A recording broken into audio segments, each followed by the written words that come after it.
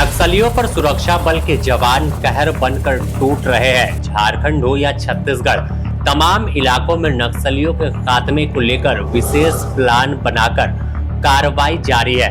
अगर बात करें झारखंड की, तो झारखंड के बोकारो के लुगुपुरु पहाड़ी में सुरक्षा बलों का एक्शन देखने को मिला और 1 करोड़ के इनामी नक्सली को ढेर कर दिया।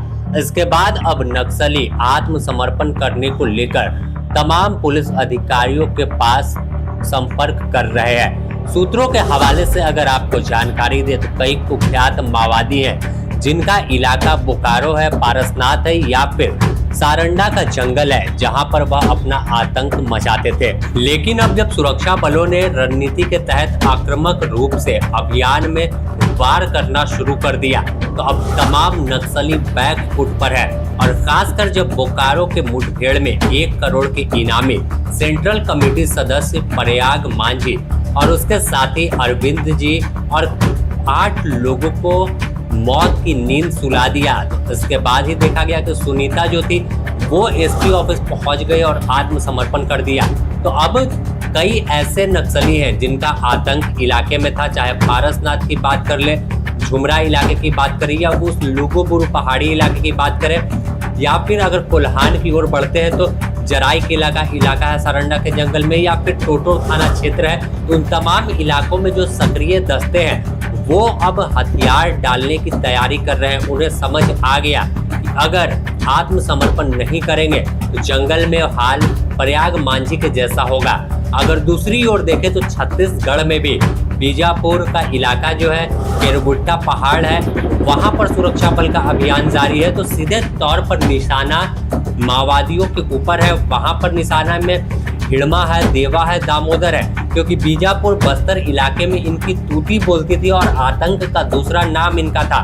तो वो भी बैक फुट पर वहां आए। और तो झारखंड में जो मिसिर बेसरा, एनलदा, अनिगेश निगेशिया और जो अन्य इनामी नक्सली है वो भी सीधे तौर पर इसी तरह से रोकने की अपील कर रहे हैं। कई पत्र वायरल हुआ। एक दिन पहले भी लेटर जब सामने आया तो उसमें जिक्र किया गया कि डीजीपी ने जो बयान दिया था कि 15 से 20 दिनों में नक्सलियों को खत्म कर देंगे। तो उसके बाद तमाम जो फोर्सेस थी, सीआरपीएफ की हो, झारखंड जगुआर की टीम की बात कर ले, तो उसे कोल्हान के उस जंगल में उतारा गया कि अब आर पार की लड़ाई लड़िए और साफ कर दीजिए।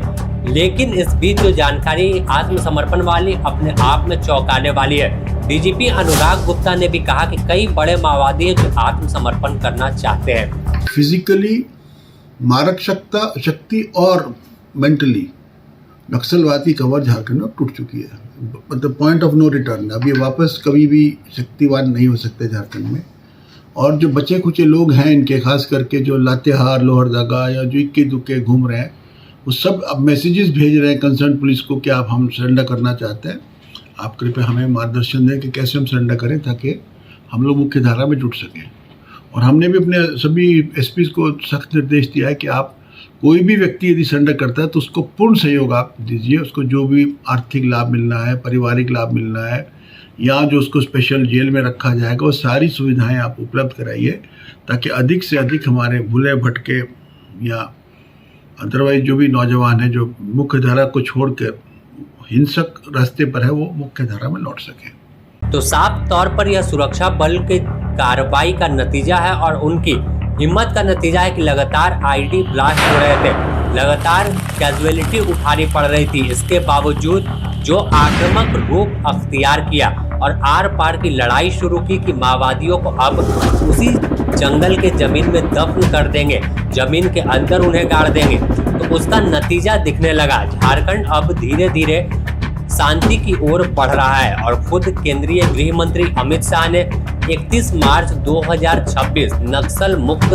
देश को और तमाम जो वैसे प्रदेश हैं उसे मुक्त करने का एक डेडलाइन तय किया है। और उसी डेडलाइन पर छत्तीसगढ़ में कार्रवाई चल रही है, तेलंगाना में कार्रवाई हो रही है, महाराष्ट्र में कार्रवाई चल रही है और झारखंड भी उसी राह पर आगे बढ़ रहा है। तो अगर आपको यह जानकारी मिलेगी तो चौंकने वाली खबर नहीं होगी। कभी भी आपको खबर मिल सकती है कि जंगल में 1 करोड़ का इनामी नक्सली या तो मारा गया या सुरक्षा बलों के सामने हथियार डाल दिया। चाहे वह हिड़मा की बात करे, देवा की बात करे, दामोदर की बात कर ले या सारंडा के जंगल को अपना पनाहगाह मान रहे, और मुख्यालय बनाकर वहां बैठे मिसिर बेसरा, एनल दा और अनिगेस निगेसिया।